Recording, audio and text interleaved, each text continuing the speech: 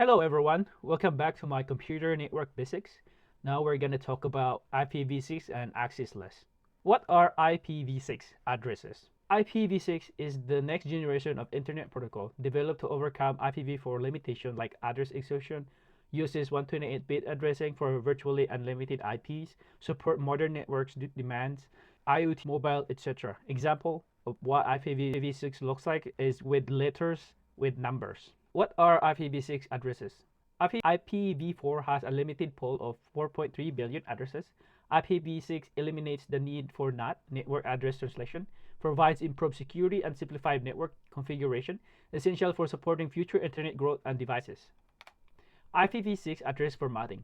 IPv6 addresses are 128-bit written in hexadecimal format, divided into 8 octets separated by colons. Leading zeros can be omitted. Consecutive zeros groups can be replaced with only ones. Unicast.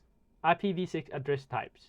Unicast, one-to-one communication unique for a single device. Multicast, one-to-many communication shared by a group. Unicast, one-to-numerous communication for optimal routing.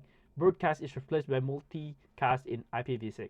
IPv6 versus IPv4. IPv6 uses 128-bit addresses compared to IPv4 32-bit. IPv6 eliminates NATs, allowing direct device-to-device communication. IPv6 supports a simpler and more efficient header format. IPv6 offers vastly larger address space and future-proofing. IPv6 characteristic. IPv6 address will start with the numbers 0 to 9 and letters to A to F. How many IP addresses are there? IPv4 is equal to 2 to the power 32 equals 4 billion addresses, and IPv6 is equals to 34 decillion to 82 decillion to 366 nontillion, etc. Now we're gonna talk about access lists. What are access control lists? Definition. ACLs are rule sets used in network devices to control traffic flow and enhance security by filtering packets. The purpose is to restrict unauthorized access, define policies, and regulate bandwidth usage. ACLs are essential in routers, firewalls, and switch for network segment and security. Blocking specific IP ranges, limiting access to certain services, or enforcing security policies. How ACLs works. Traffic filtering. ACLs compare packet headers to define rules to decide whether to permit or deny traffic. Sequential processing. Packets are evaluated against ACL rules in order the first match determines the action. Inbound versus outbound. Inbound ACL checks packets before routing. Outbound ACL checks for them after routing. Implicit deny. If no rules match, packets are automatically denied by default. Type of access list. Standard ACLs focus on source IP filtering, providing basic controls for traffic management, allowing detailed filtering based on multiple criteria like protocol sources/destination, IP and ports. Name ACLs.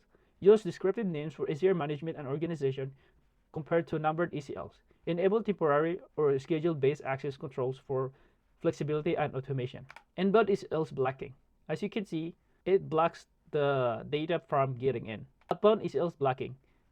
It blocks the data from going out.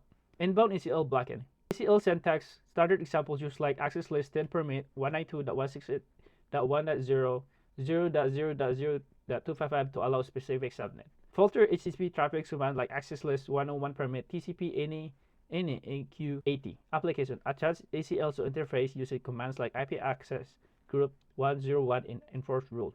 Verification. Update or remove entries dynamically to adapt evolving security requirements. Standard access list example. As you can see, it is read from top to bottom and implicit deny all traffic that is not to mention. Now we're gonna do an IP access list configuration with Packet Tracer demo. Over here we have 2 PC, and over here we also have 2 PC, and it's connected with a layer 3 switch to layers 3 switch. This is the commands we will be using right here. But just take note that when you're making access lists, there are so many different variation of commands and configuration you can make. This is just kind of like a guide to show you at a first glance. So we start with going with the switch. I go to CLI, then configuration T. So we're gonna do a standard list first. So we're gonna use this command right here. So now I'm gonna write the command IP access list standard, and I'm gonna give it a name network. You can also give it a number 1 to 99. For this example, I'm just gonna make it a network. I press enter. And now just to show you, if I type a question mark, it will show you these are the commands you can type in, the deny and the default and the permit and remark and no. So we're gonna start with permit, and we're gonna permit this network address. So we're gonna type permit 192.168.10.4 for the network IP address with a wildcard of 0.0.0.3, which is this network. And remember, when we say permit, that means we're permitting packets from this IP source, but everything else will be implicitly denied. So I'm gonna type enter, and now I'm gonna end, and now I'm going to type show access list network to see if the network was created.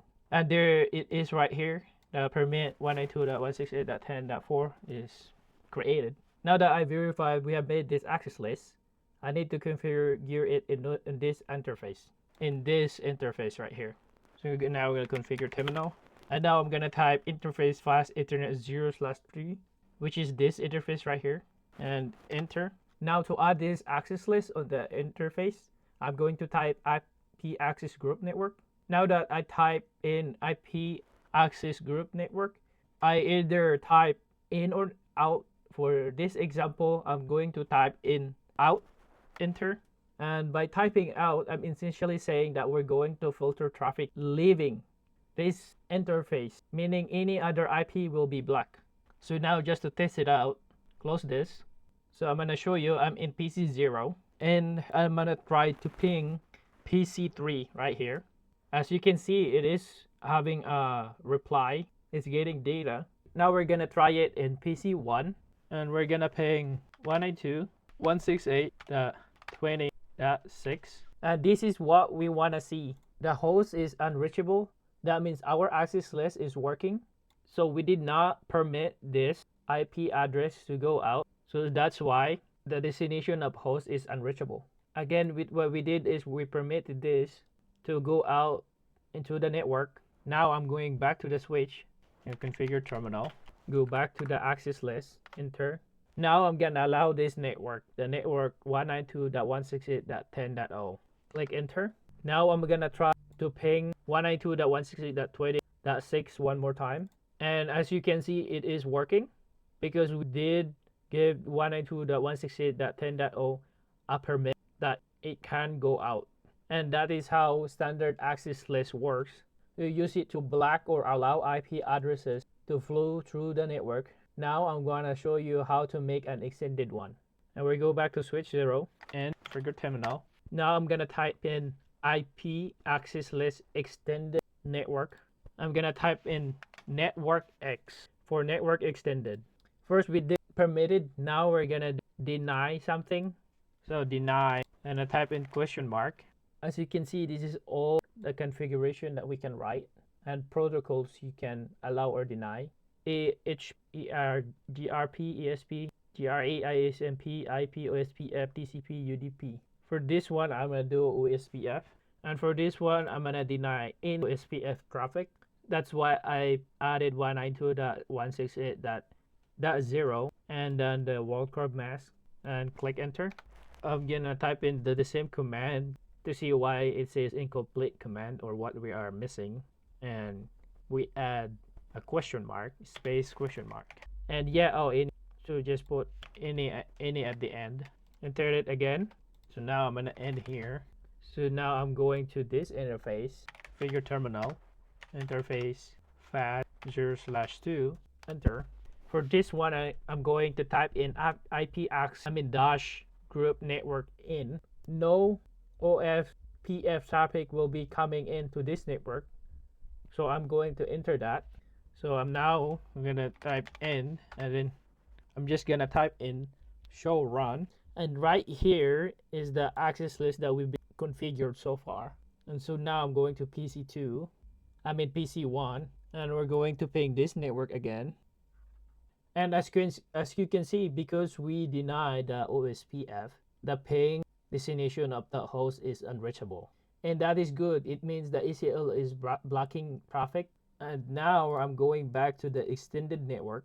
We're back at IP access list extended network, enter. And now I'm gonna type in this command, permit space question mark. And now I'm gonna type in ISMP. It's for ping protocol.